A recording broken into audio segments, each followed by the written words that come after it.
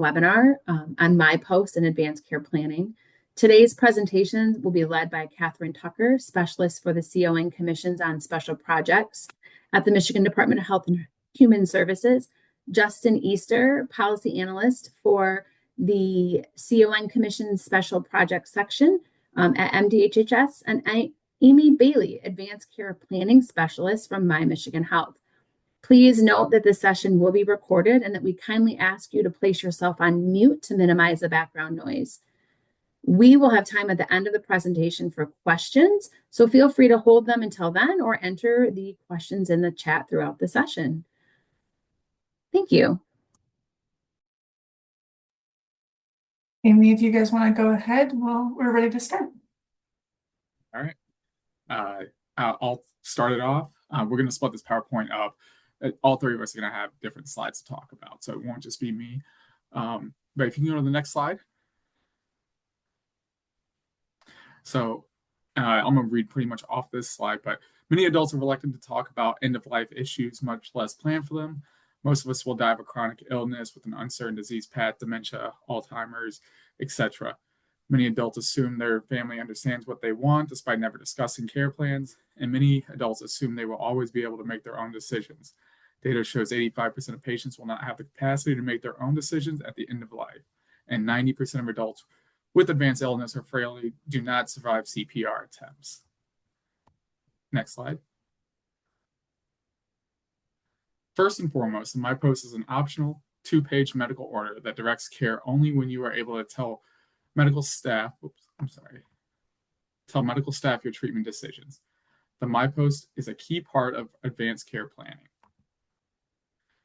Advanced care planning is an ongoing process of discussions between a patient, their loved one, and their healthcare provider to ensure medical treatment decisions are in alignment with patients' goals of care. Most importantly, the ACP process entails the completion of legal documents that ensure the patient's voice remains heard during times when they cannot speak for themselves. The MyPost is a key part of the advanced care planning process, but it is portable medical order similar to the out-of-hospital DNR. This is not an advanced directive, it is a medical order. Second, the MyPost offers the opportunity to choose CPR, decline CPR, or partial code in other treatment decisions, and the opportunity to share details on your treatment decisions about other medical interventions beyond CPR. The medical orders on MyPost reflect both a patient's expressed wishes or best interest in the attending health professional's medical advice or recommendation and are jointly agreed to by the patient or the patient's representative as applicable under the Michigan Patient Advocate Designation Act and Michigan guardianship laws. In 1996, the Michigan Do Not Resuscitate Procedure Act of 1996 enabled patients, along with their healthcare providers, to put their decisions about withholding CPR in an out-of-hospital DNR order. The DNR order authorizes the withholding of CPR, but it does not enable a person to avoid other aggressive medical treatments such as advanced airway or mechanical ventilation that can disproportionate burdens to individuals with advanced illnesses or frailty who prefers to die naturally. The MyPost is intended to fill this gap and not only address CPR, but also address additional medical interventions that may impact the individual's end-of-life care goals. Next slide, please. And then the MyPost can be completed by adults who, 1, illness puts at risk for increased hospitalizations. 2, illness makes it difficult to care for oneself. 3, illness is progressing, getting worse, and a shortening lifespan. 4, doctors who have informed fewer treatment options are available for illness. 5, illness will continue to get worse. 6, individual is frail and worries they'll receive care they don't want. And 7, individual has life-threatening illness. One or more of these statements may apply, if not all. Catherine, next slide, please.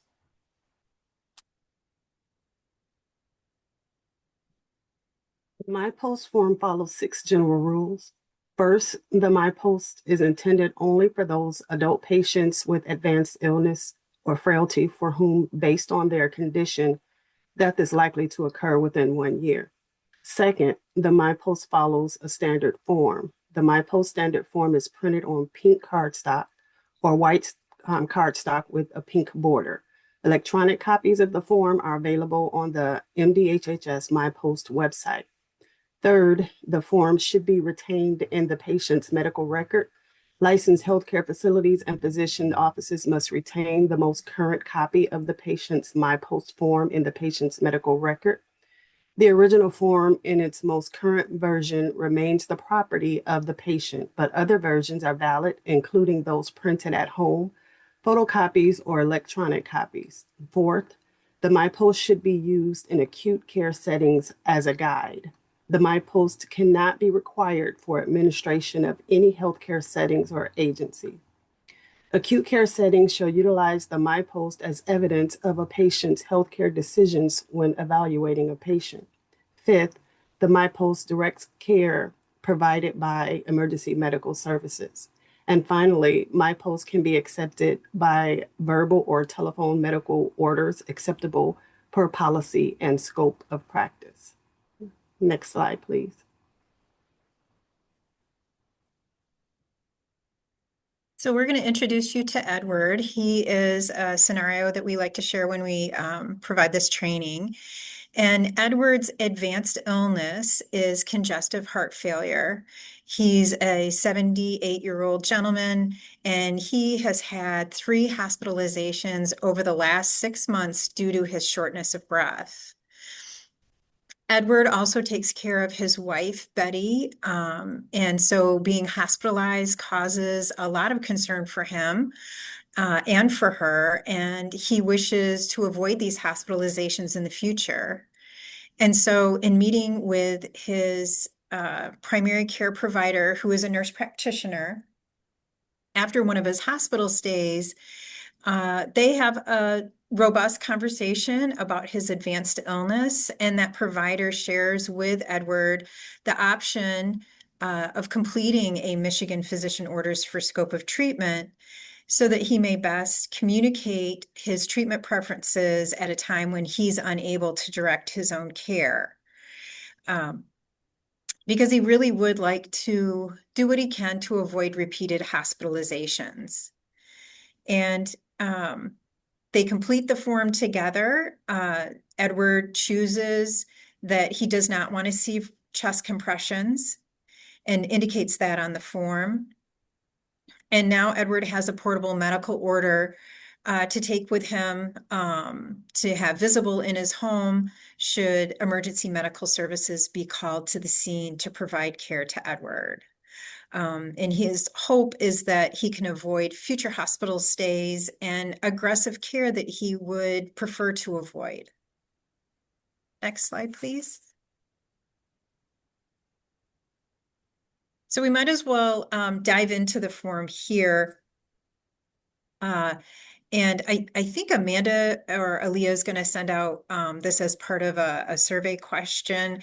But if anybody wants to like raise their hand and indicate whether or not they've used the Michigan physician orders for scope of treatment, it's always nice to find out from our audience how it's being used across the state. For my health system, we really don't see it used that often. We do have a dialysis unit that likes to use it. But okay, we are seeing some folks have used it. Thank you. Thank you for responding. The first thing I'd like to highlight about this is, as Catherine said earlier, this is a medical order that's actionable outside of acute care. So by acute care, what we mean is the emergency department and a patient who's been hospitalized, either inpatient status or observation. And also, we need to note that the most current edition, which was revised in August of 2022 and is available on the MDHHS website. All you have to do is Google MDHHS MyPost, and it usually takes you directly there. Older versions, if you have any older versions of this form lying around in your organization, I would definitely get rid of them because those are not valid medical orders that EMS can respond to. EMS has medical control authority protocol that is very specific, and so they must have the most current edition, which is August of 2022. I'll walk you through this medical order. The first part must be completed. If it is void, then that, or if it's empty, then that voids out the entire order. So let's make sure that we complete all the sections of this form, and especially part 1. Here we find a place to put our patient's name, date of birth, date the form was prepared. We need to know the specific date, and diagnosis for the patient. And I'd like to recognize that our patient might have multiple diagnoses that lead them to qualify for a Michigan physician order for scope of treatment. So please list all of them. I recognize that sometimes our patients who have, for example, stage 4 cancer also have frailty. And so this medical order is for adults with advanced illness or frailty. Let's be very thorough about what we put in there for a diagnosis. Part 2, these are where our medical orders start. In this section A, the patient may choose cardiopulmonary resuscitation. They would like you to attempt it, or they choose not to have cardiopulmonary resuscitation attempted. They would like you to allow natural death. In section B, we look at additional information about medical information or medical interventions. When we talk about comfort-focused care, that means our patient is most likely being maintained in their home, wherever they consider to be their home. This could be assisted living or skilled nursing facility, as well as their own home. And for this situation, the patient might be transported to the emergency department to control symptoms, but would likely not encounter a hospital stay. For selective treatment, maybe the patient would allow for a day or two in an observation unit or a hospital admission to help control their symptoms, but then again, they're going back home to their hospital or their home. And then we also have full treatment here, which could mean that patient is in an ICU on full life support. I can't emphasize enough, this is a very important aspect of patient autonomy for them to be able to select what treatment options they would prefer on a MyPost. Introducing a MyPost to a patient does not indicate that they must choose do not resuscitate. They are to be made fully aware that that is their choice. And what I really like about this form, there's a few things I really like about the form, but this is definitely a great tool to use when you're having those serious illness discussions with your patients. And as Justin indicated in an earlier slide, our patients are not that great about talking about advanced illness, end-of-life care. And as someone who works for a health system, I'm here to say that we're not that great about doing it either.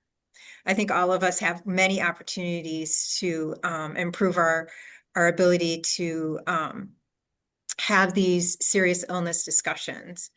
And I'd like to recognize any of the folks here who are joining us from palliative care, and really appreciative of your efforts in helping us move that conversation along.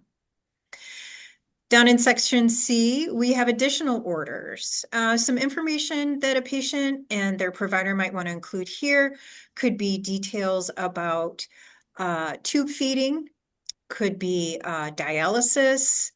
One of our organizations has had a patient indicate on section C that they do not want CPR for any reason. Because remember, this medical order is tied to a diagnosis. And I encourage you to be curious about how your organization interprets that. We have had some feedback where folks are worried that they can only respond to this medical order if it's specifically tied to a diagnosis. On our section page, or our second page, is where we have sections for signatures. Section D, signature of attending health professional. This is another great area that shows advancement and improvements in our state, as we acknowledge that Many of our patients are served by nurse practitioners and physicians' assistants as their primary care providers. And this really differentiates the MyPost from an out-of-hospital DNR, where only a physician may sign that order. In the MyPost, a physician's assistant or nurse practitioner may sign the order for their patient for whom they are the primary care provider. If it is a nurse practitioner or physician's assistant, we simply need the printed name and phone number of the collaborating physician. The collaborating physician does not need to sign. Section E is where the patient or patient representative signs, because our patient does have to sign and date this order, or their patient representative. So let me dig into what a patient representative is. It's one of two people. It could be an activated patient advocate that was designated in either a durable power of attorney for healthcare or a patient advocate designation, which is a legal document, or it could be a legal guardian provided through a court order. I encourage you to look at both of those legal documents very closely to see if the person named has authority to withdraw or withhold care. Sometimes that means we have to make a phone call to probate court to obtain further clarity about the authority bestowed on the legal guardian. And especially when we're serving a patient who has a developmental disability, and that typically is clearly stated on the top of the letters of legal guardianship. So very close reading of those important documents is essential. And we also must indicate if the patient is not signing that it's either the patient advocate or the court-appointed guardian. In the next section, information about the legally authorized representative. So that's either the legal guardian or the activated patient advocate. That's where we would put their contact information, including an alternate phone number if needed. Section F, I sometimes see left blank, and that's okay. We might have a nurse practitioner who is completing this document in person with our patient, but sometimes the person preparing the MyPost form could be the home care social worker, the hospice nurse, and so their information is entered there. In section G, this is where this is what we use to reaffirm or revoke the form. And the signatures there is the healthcare provider or the patient or the patient representative. Additionally, I'd like to note that after 12 months has passed from the date of signing this, if it has not been reaffirmed, then it is no longer valid. This medical order is for patients for whom we believe would pass in 12 months or less. And so beyond that 12-month time frame, it's a really good idea to reaffirm. The patient or a patient representative may revoke this at any time. And also, when patients move from different levels of care, for example, home to nursing home, they would need to reaffirm their document within 30 days. Hospital to nursing home, those are just a couple of examples. Given that my health system was not one of the pilots, and we don't see it a whole lot in my health system, I'm really curious to know from those in our audience who have experience with the MyPost, any concerns or even wins that you've seen with the use of this order. I really appreciate that feedback. Next slide, please.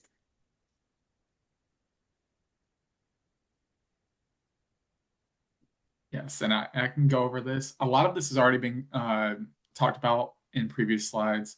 I can highlight a few things in here. We talked about what a MyPost is, talked about who has one. I'd like to highlight where it can be found. A blank MyPost can be found in care settings, including a provider's office, a healthcare facility or agency, or online. Completed forms belong to the person and are kept with the person wherever they live. Copies of the form can be given to family, friends, hospitals, and any other places the person wants, but the original stays with the person. When can a MyPost be changed? The form can be changed at any time by the person or the patient representative, verbally or in writing. The form must be revoked or reaffirmed by the patient or a patient representative and the attending health professional under the circumstances below. The form must be revoked or reaffirmed within the timeframes outlined below, or it will be considered void. And those timelines are 1 year from the date since the form was last signed or reaffirmed, 30 days from a change in the patient's attending health professional or a change in the patient's level of care or care setting, or any unexpected change in the patient's medical condition. How do I reaffirm or revoke a MyPost? Reaffirming this MyPost form indicates the person has no change to their treatment choices. Reaffirming requires signatures with dating of reaffirmation. Oh, it's difficult to hear. I'll try to get closer. I'm sorry.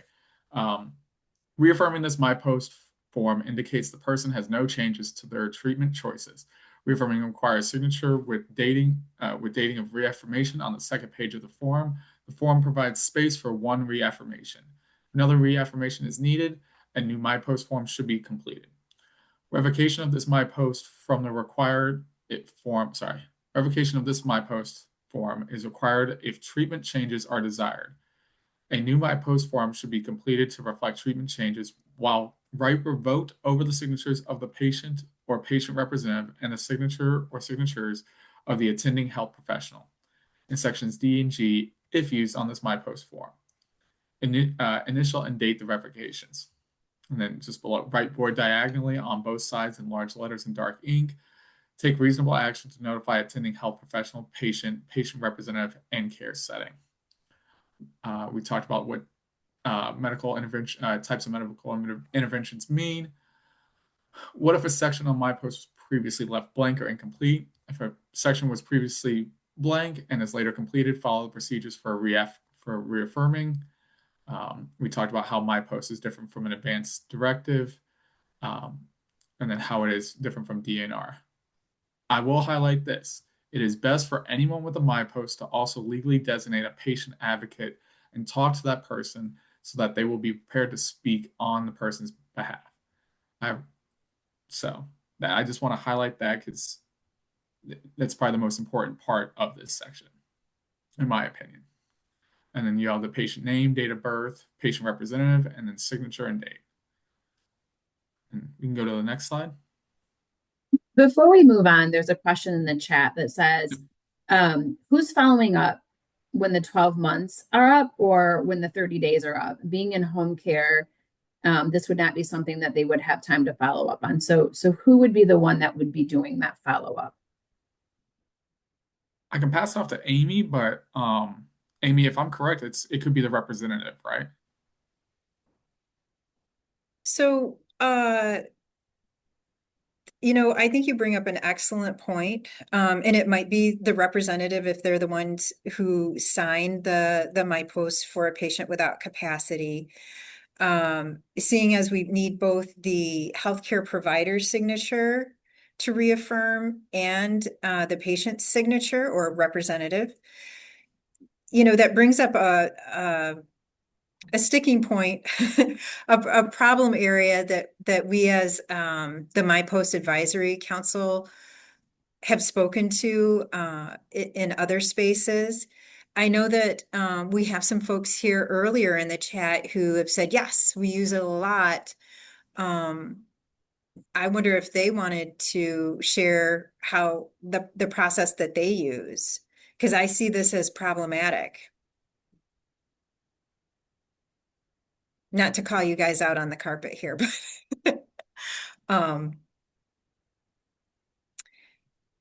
and I guess I could, troubleshoot. For example, let's say that this was filled out originally by a primary care provider, and now our patient is on hospice. Are they reaffirming this medical order with the hospice medical director? A lot of times when patients go on hospice, I see that they move from their primary care provider to the hospice medical director. I could see that as a valid way to reaffirm a document. Same goes for a medical director in a skilled nursing facility if we've moved from home to skilled nursing facility. And I don't know if we have any folks on the call here that are from a skilled nursing facility, if they want to share if they see this document used at all. I'll just wait to see if anybody throws that in the chat. So Sherry, I'm not sure if we've provided you a good response, other than I would, circle back with that healthcare provider that provided the initial signature on the MyPost order. I have a question. The form that's on the screen right now, does that need to be completed in addition to the MyPost form that was on the slide prior for the MyPost to be like official, or what needs to happen with this particular document on the screen? I'm glad that you brought that up. Yes, when we are initially creating Michigan physician orders for scope of treatment medical order, the provider is to sit down with the patient and the patient representative, if that's who's signing this, go over all aspects of the patient and family information sheet, obtain signatures, and make a copy of that for the medical record. Thank you for asking that question. It looks like we got some responses in the chat. It says in hospice, we have used a DNR order upon admission, not a MyPost. And Sarah, thank you for sharing that. That's how my organization does it as well. We do have a hospice agency affiliated with us. Okay. I'm also reading Sherry's in the chat. I think this is a challenge because most of the time people, meaning patients, are not understanding that it needs to be updated. Absolutely. And you know what? They're the individual who's dealing with an advanced illness. They've already got a lot on their plate. So this is a challenge for sure. To answer Sarah, there's a question about, is it required to use the pink MyPost form? If the original is printed on white paper, it must have a pink border, is what the law indicates. And that's really how I like to see them, because scanning using pink paper doesn't play well with our electronic medical records and usually comes out so dark it's hard to read. So yes, white, it can be a white paper with a pink border for the original, which when you make a copy, that pink border will look gray. That's okay.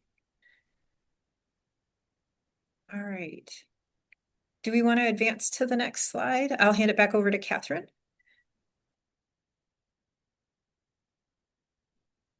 So where should you store your MyPost form? Keep your MyPost and your designation of patient advocate forms on your refrigerator so that if emergency services personnel arrive, they will easily find your documents. Now, electronic copies are also acceptable and can be presented to EMS as shown on the image of the cell phone in the slide. And if I could share my screen for 1 second with the PowerPoint, because we updated it, I just want to show that it can be on a cell phone as well. So I'll just quickly share it if that's okay.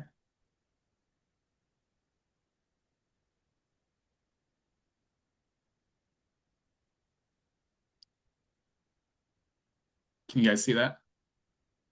Okay, so right here, so you'll see that on the left here, the MyPost is on what would be the refrigerator, but here is, a phone that you can have the MyPost up as well, and that works as well. Just wanted to share that it can be on both. Looks like we have some questions in the chat. I can stop sharing though, if you want to take it over. No worries. If the person does not want CPR, then I tend to complete a DNR rather than a MyPost. I do not feel comfortable with determining that a patient only has a year before they pass away. I would direct this to the PCP for determination of this.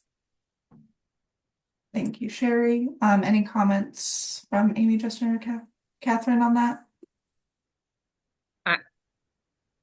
I'm in agreement with that, but I'm also not a provider. But yeah, I think that is, to me, it's a safer bet to do the out of hospital DNR. We don't have to worry about it being tied to a diagnosis, because you don't need a diagnosis with an out of hospital DNR. and also I don't have to worry about anything expiring, the patient still maintains their ability to revoke that out-of-hospital DNR at any time. Thank you. And then just one more comment from the chat. Good to know as we run into issues that EMS wants a hard copy most of the time. I encourage folks to go to your medical control authority, your local medical control authority. They all have websites and they all have their protocols listed on the website, and print off the medical control authority protocol for the MyPost. I like having that handy just so that I'm aware. It kind of makes me feel like we're talking the same language when EMS shows up. So, but yes, I agree with you, Chris. So let's go on to the next slide. We thought it would be really helpful to break down an understanding of the various advanced care planning documents or medical orders available to the residents of our state. And I'd also like to make a statement that I don't think we've said earlier. And I know most folks on this call already know this, but Michigan does not have a next of kin law regarding making medical decisions for another adult, unless you can qualify for that time frame of the Michigan Dignified Death Act. And advanced care planning documents are really for every adult, regardless of their health. So creating a legal document that names your patient advocate is really a great practice that we should get comfortable with talking to our adult patients about, so that they have this and that they create it not during a time of crisis, but they just have it ahead of time. Oh, thank you, Aaliyah, for putting that medical control authority link in there. So in this first column, that's where we're going to talk about a durable power of attorney for healthcare, which is distinctly different from a durable power of attorney for finances.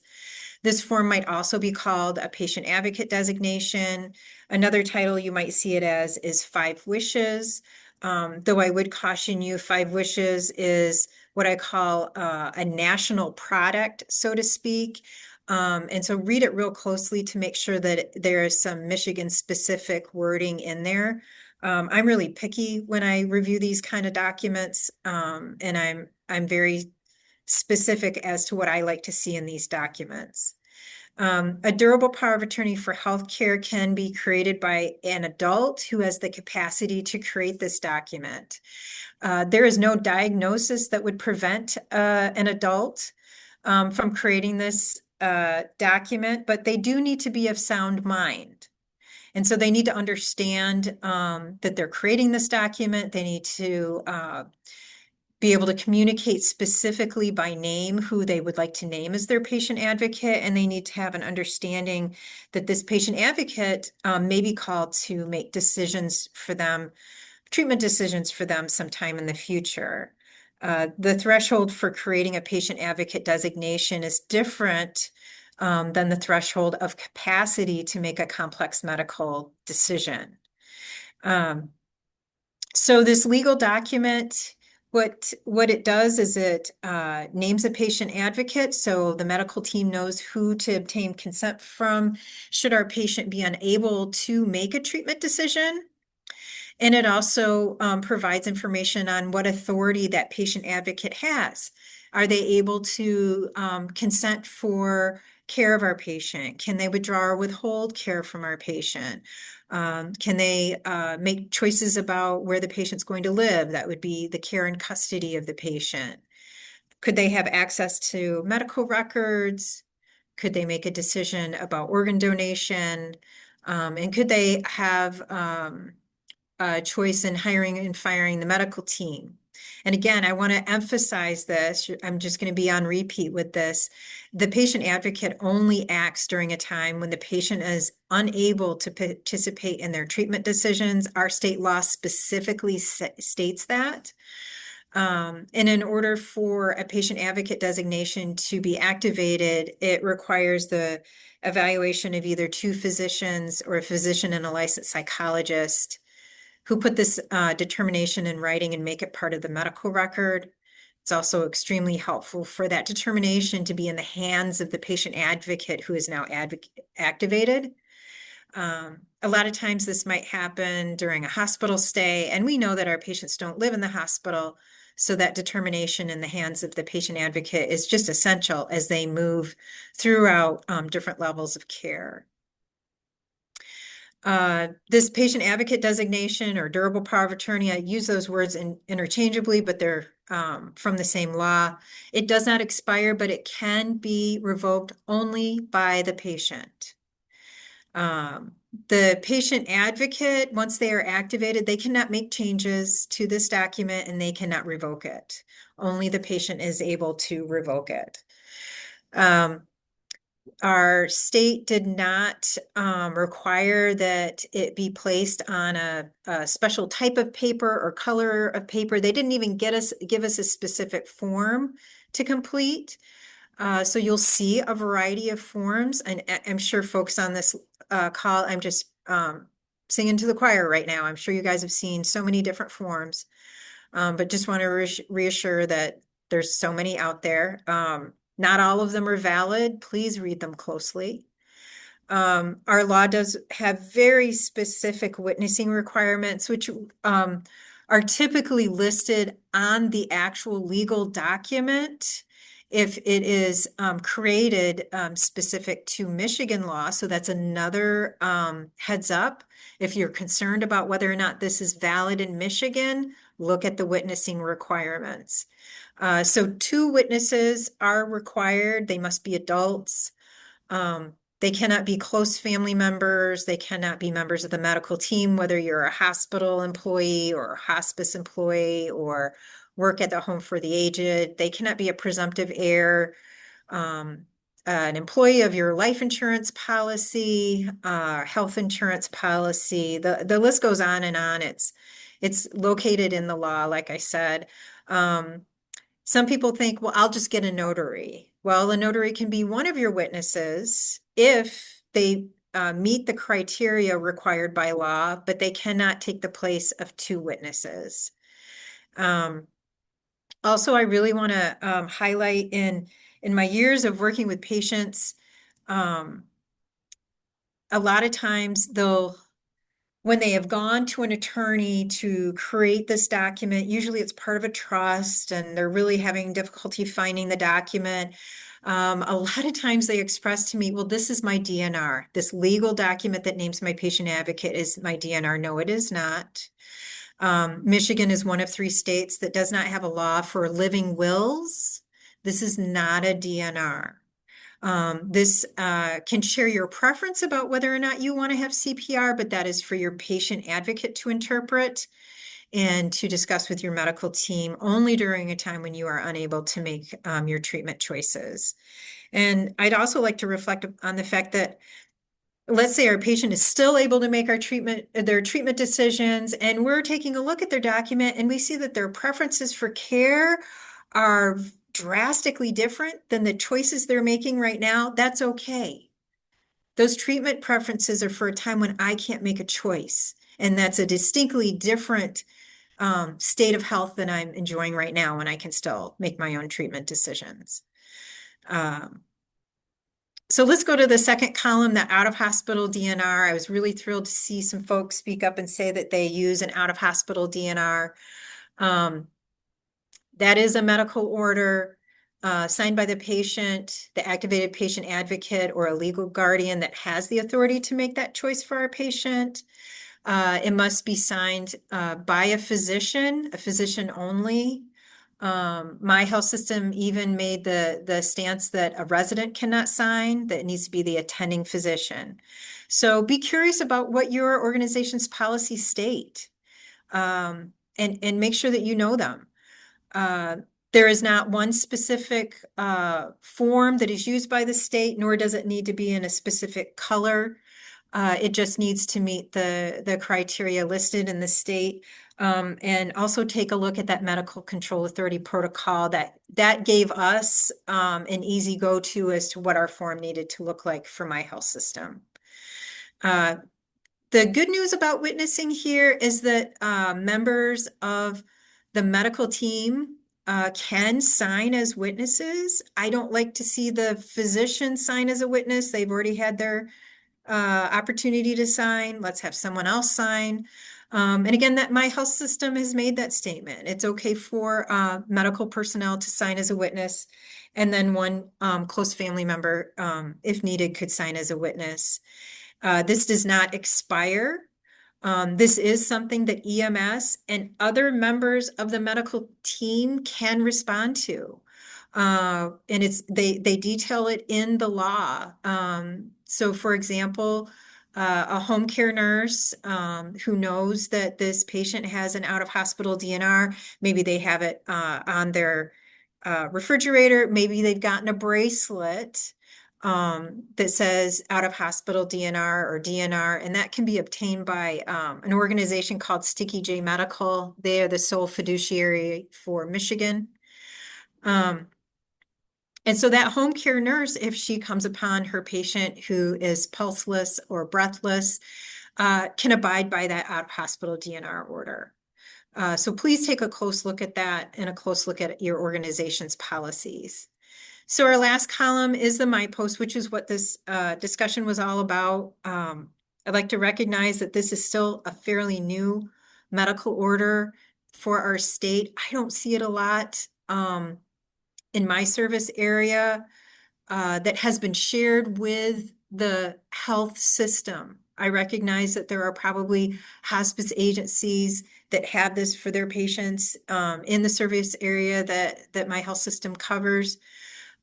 So I can only speak to what's been shared with my health system and is on our medical record.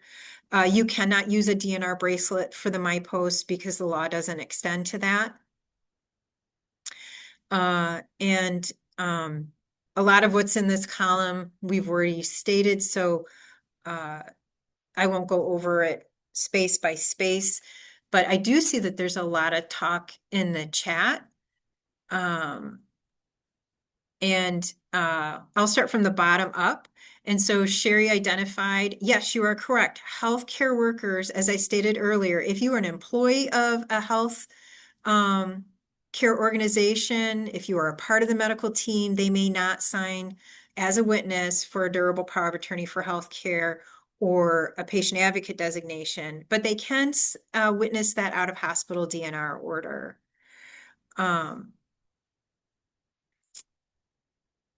Let's see. Looking up here, okay, we already talked about that one. Can you speak to the difference between capacity for signing a DPOA and capacity for complex medical decisions? Lisa, I have two great resources for you. There is, and Aaliyah and Amanda, if you want me to forward those on, I'd be happy to. So recently, LARA, and that's LARA, at the state level, released a trio of capacity workshops. And their speakers were just phenomenal. So we had two attorneys from the Michigan Elder Justice Initiative who partnered with a licensed master's level social worker and two physicians from Michigan Medicine to talk about capacity. So please take a look at those webinars. The one titled Tough Choices, I think, really hones in on it.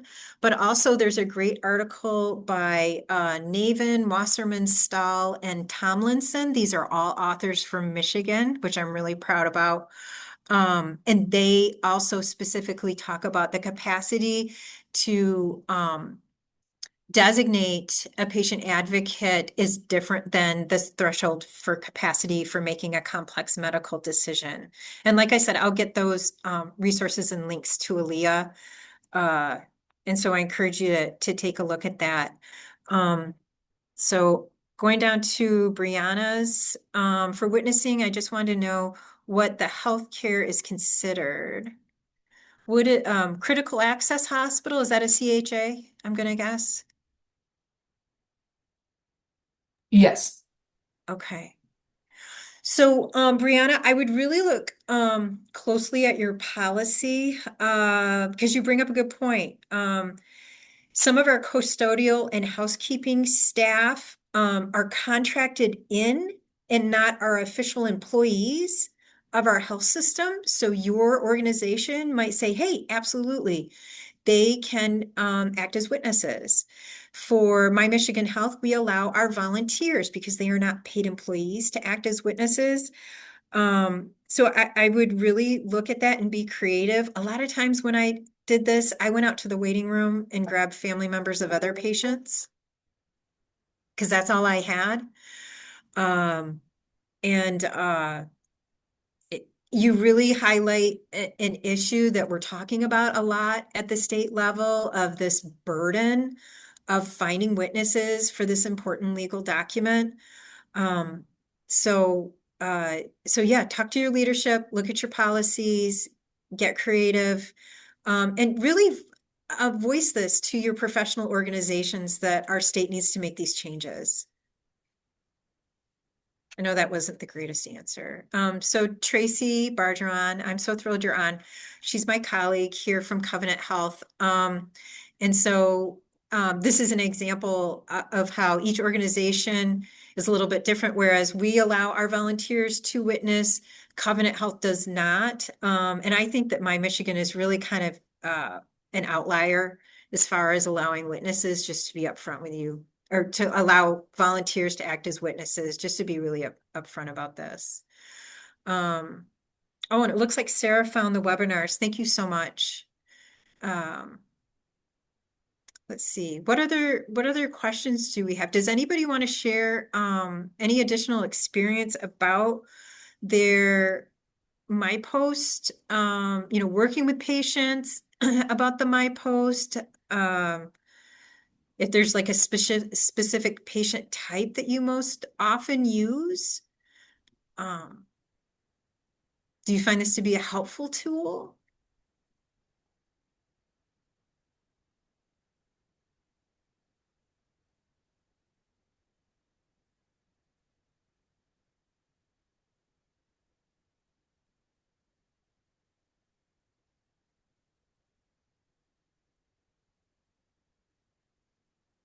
And to Amanda and Aaliyah, did we want to take this time to venture into any other kind of discussions? I know we had talked about a potential part 2, which I know we don't have time to go over that information, but I didn't know if there was anything else that you all wanted to talk about. I see that we've got about 13 minutes left, and I think maybe an overview of the My Post Advisory Council and just, I know, like maybe like a preview for that part 2. Sure.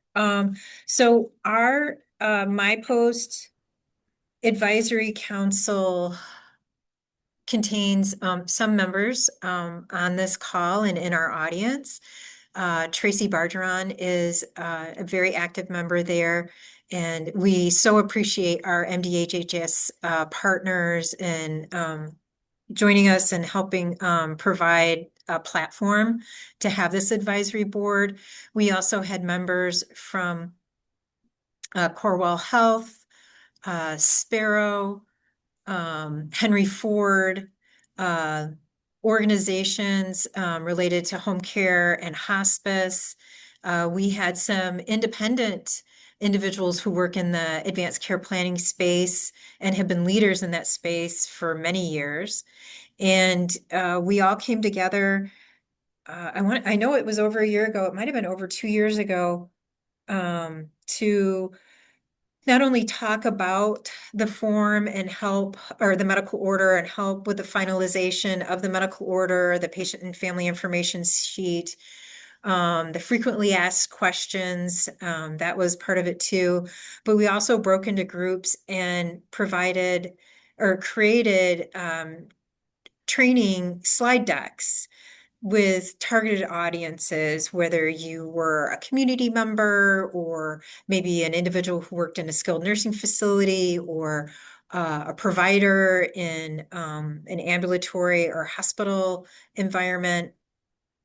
And so we came together and did that. There's also a email that is monitored by our MDHHS staff as questions come in about the MyPost that they will then push out to our advisory group, and also is an opportunity to request specific trainings. Like if you'd like to come to us, or you want us to come to you, then we can bring the training directly to your region or your organization.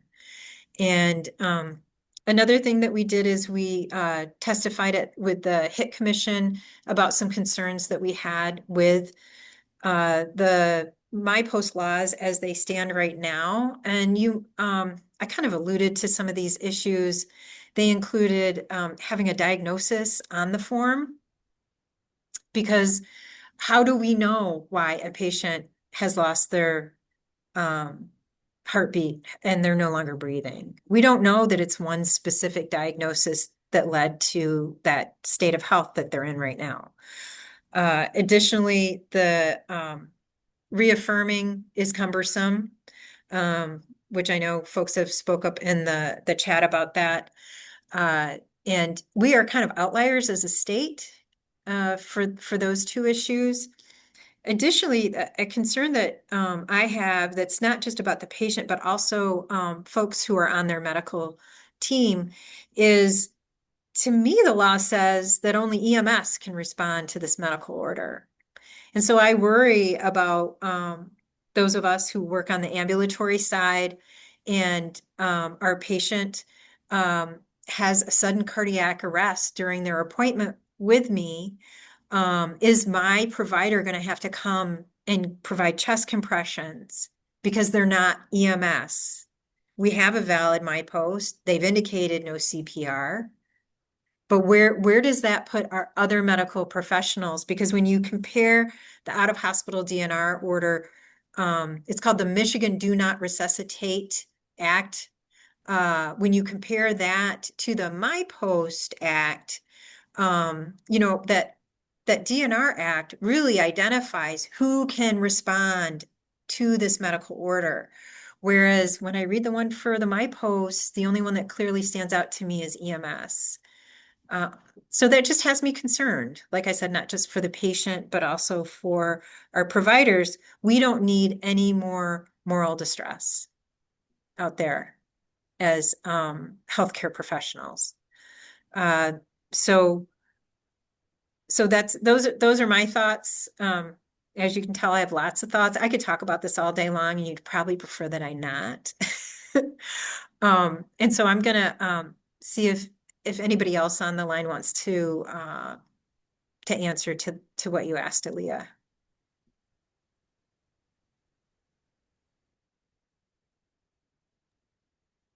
A question that comes to mind for me is, if somebody from one of our health systems has a question for the advisory committee, how would they, reach out to you guys, or what does that reach out look like for those educational opportunities? On our MDHHS MyPost website, you will find an email address, and I don't have it pulled up right now, but would be thrilled if anybody wanted to find it and then put it in the chat for folks.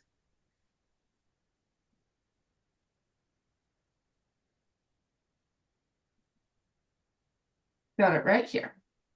Thank you.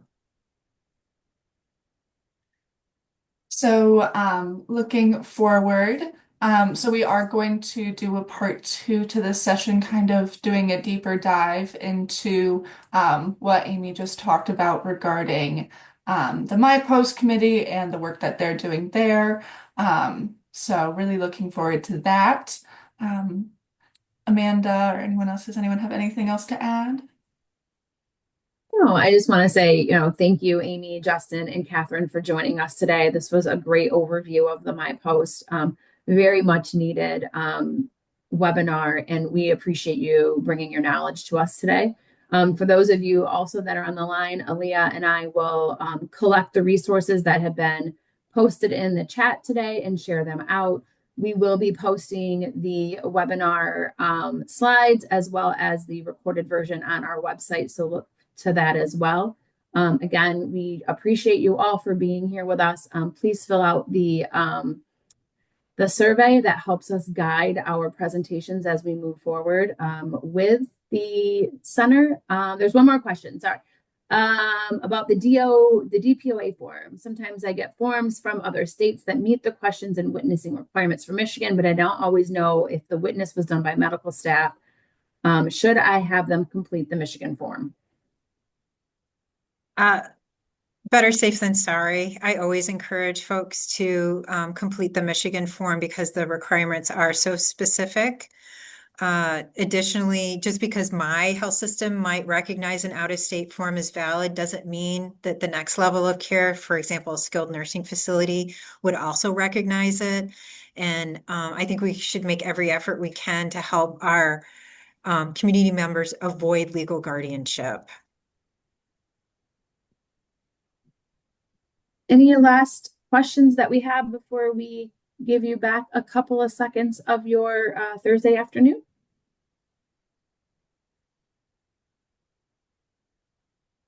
All right. Well, again, thank you so much, Amy, Justin, and Catherine. And be on the lookout for phase number 2 of the presentation. Thank you.